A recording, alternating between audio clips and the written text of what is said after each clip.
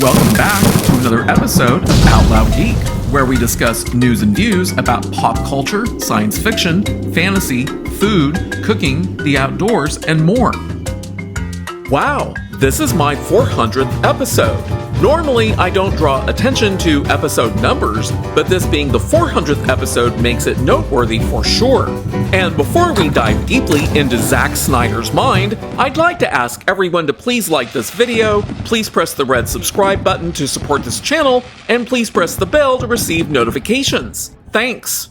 A long time ago, in a galaxy far, far away, now exists Zack Snyder's multi-derivational space fantasy that he named Rebel Moon, which he split into two parts. And the first part is entitled Rebel Moon Part 1: A Child of Fire.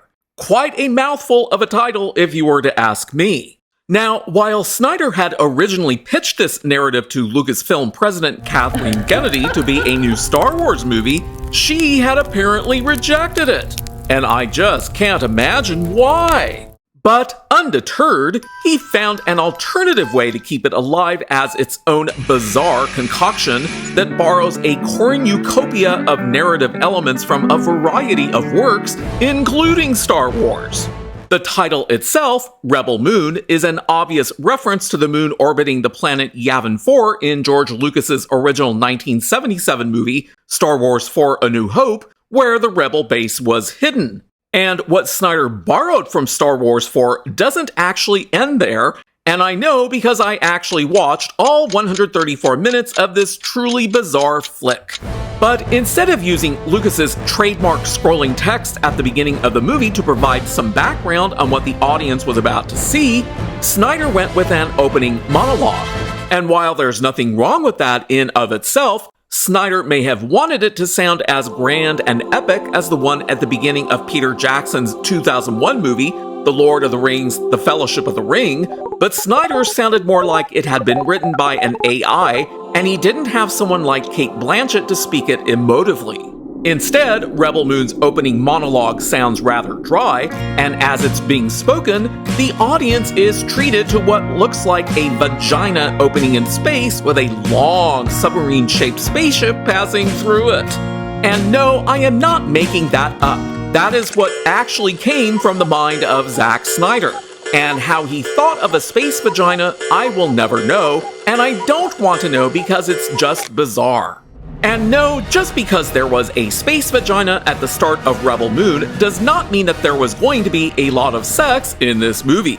In fact, quite the opposite is true, as there is essentially zero intimacy in this movie, but not to worry as there are more bizarre things that occur later on. But what we do learn from the monologue is that the part of space where this weird story occurs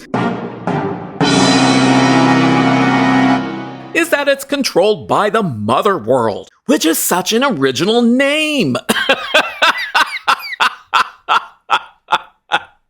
And yes, that is sarcasm. The Mother World is ruled by a regent and is busily sending out its troops, known as the Imperium, to hunt down, wait for it, rebels. Gee, that sounds so familiar, doesn't it? Kind of like Star Wars. Who'd have guessed that? Especially with a name like Rebel Moon. Yes, folks, Zack Snyder's space fantasy entitled Rebel Moon is about an imperial government hunting down dastardly rebels.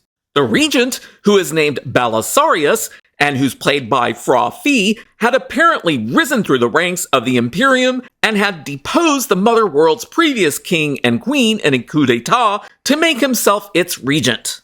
And after the monologue is over, we see the movie's protagonist named Cora, which is spelled with one R and is played by actress Sofia Boutella, who looks surprisingly similar to the animated character Cora that's spelled with two R's from the 2012 Nickelodeon show The Legend of Korra. As I said at the beginning of the video, Rebel Moon is a cornucopia of derivatives. And we find Cora out on a flat piece of land on a moon called Velt that looks amazingly like a desert as she tries to dig a furrow using a 19th century plow being pulled by an alien horse. I mean, why use technologically advanced farming equipment when you can use a 19th century plow? It's so logical. especially in what's supposed to be a science fiction movie. Maybe Zack Snyder is just too much of a genius to be understood by us mere mortals. Or maybe not.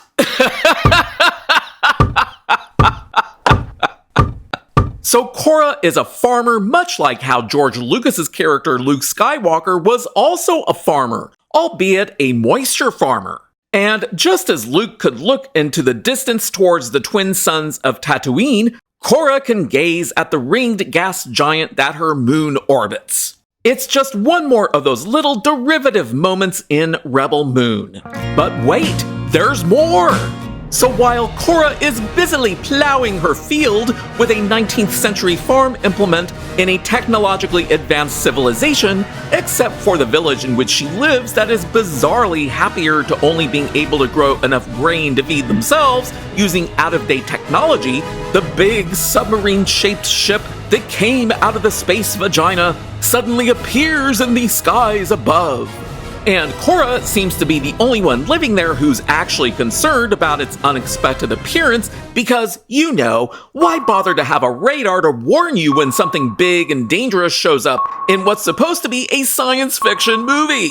Under the command of Admiral Atticus Noble, as played by Ed Skrein, who also played Ajax in the first Deadpool movie, Imperium troops from the submarine-shaped spaceship land on Velt, and Atticus Noble demands that the village supply his troops with grain. And then the audience is treated to an unnecessarily long and boring discussion between Atticus Noble and the village's elder leader named Father about grain and farming techniques that provided zero character development since Noble ends up killing the village elder, who turned out to be a throwaway character. Then Noble tells the villagers that they will be back in around 9 weeks to collect the village's newly grown grain. But Noble also leaves a detachment of mostly unruly Imperium soldiers behind, who then attempt to do something really bad to the village's water girl, who apparently has absolutely nothing better to do with her life other than to carry what's obviously a very heavy wooden pail filled with around 2 to 3 gallons of water around the village.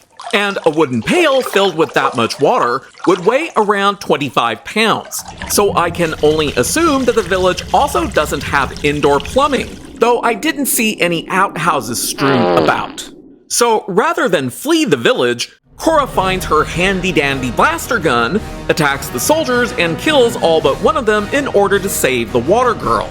The only soldier that she didn't shoot was some young, nameless bloke who hadn't gotten involved in what the other soldiers were doing, who we then never see again in the movie. So another throwaway character.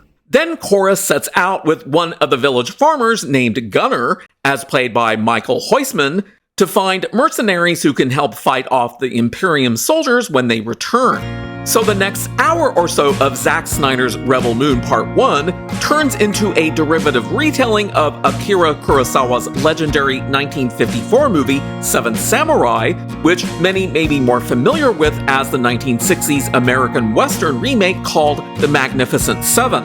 And the first mercenary for hire that they encounter is, don't be shocked, some scruffy-looking guy named Kai, as played by Charlie Hunnam, who some may remember from the 2013 movie Pacific Rim, inside of another village's gay bar, which is filled with a lot of scum and villainy, including one really big, ugly guy who wants to boing Gunnar.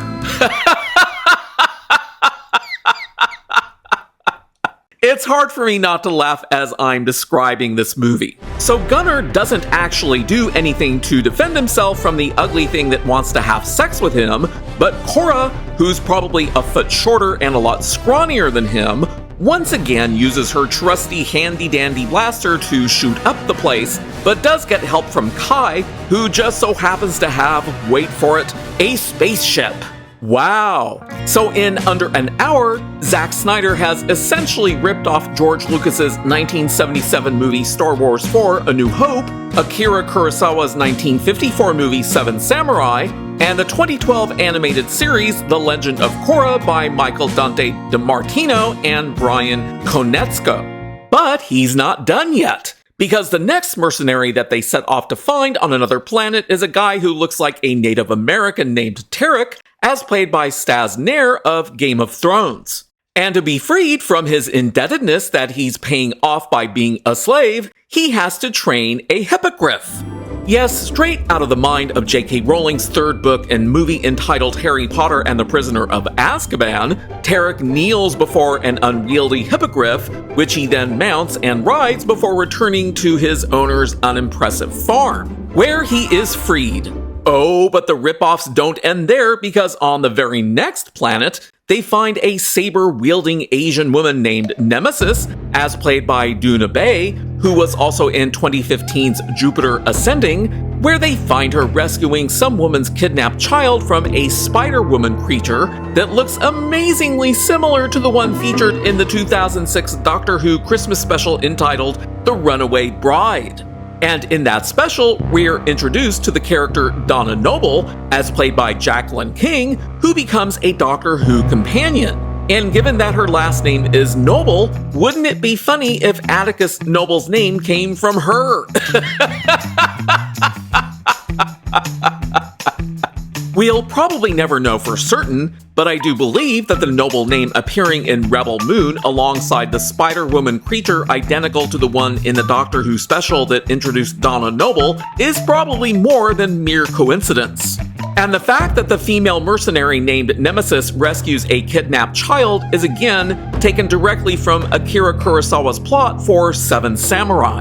The next mercenary is a former Imperium general named Titus, as played by Jimon Honshu, who also played Juba in the 2000 Oscar award-winning movie Gladiator. And where do they find Titus? On a planet where there's a Roman-styled Colosseum where gladiatorial games are occurring. How original! But the final mercenaries come from a brother and sister-led gang known as the Blood X Gang, who are a band of organized rebels and look like they came right out of an emo concert. And not long after they are introduced, the brother, Darian Bloodaxe, as played by Ray Fisher, gets killed off, so no character development for him. But then it turns out that Kai is a traitor who sells them out to the Imperium, just like Benicio del Toro's character DJ did to Finn and Rose Tico in Ruin Johnson's truly awful 2017 movie Star Wars VIII: The Last Jedi. So a double Star Wars movie derivative.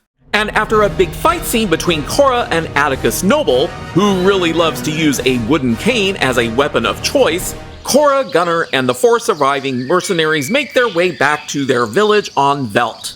Noble, who didn't die after falling hundreds of feet onto rocks below because he's a cyborg, gets hooked up to a machine in a fetal position so that he can have a Skype call with Belisarius. Atticus Noble is essentially the Darth Vader of Rebel Moon, while Belisarius is its emperor. And the tall, masked, red-clothed agents that assist Noble are very similar in appearance to Dave Filoni's Night Sisters, though they aren't witches. So Zack Snyder's Rebel Moon Part 1, A Child of Fire, truly is a cornucopia of derivatives from numerous sources. The only truly original element was the space vagina at the very beginning of the flick. The rest of what's in Rebel Moon is mostly plot elements taken from other creators' works in a messy, sometimes poorly edited collage that fails to conceal how derivative the movie's narrative actually is. And while there are a few interesting moments in Rebel Moon, so little time is spent on developing its overly serious and humorless characters that they are essentially unrelatable to anyone watching it. The numerous other expositions that are thrown into the movie's plot also don't aid an audience's ability to gain any sympathy for the movie's protagonist Korra or any relevance behind Belisarius' motivations. In other words, Rebel Moon is a lot of recycled visual candy with very little substance that would have completely flopped had it been released in theaters. So no, I can't recommend Rebel Moon to anyone. Thanks for watching today, and a huge thanks to everyone who has subscribed to our channel. We appreciate your support. If you enjoyed this video, please press the like button, and please feel free to share a comment. If you'd like to help support this channel, please press the red subscribe button, and please press the bell to receive notifications for new content. You can also find us on Facebook, Instagram, Threads, and Twitter by clicking on the links in the description. Until next time, this is Out Loud Geek.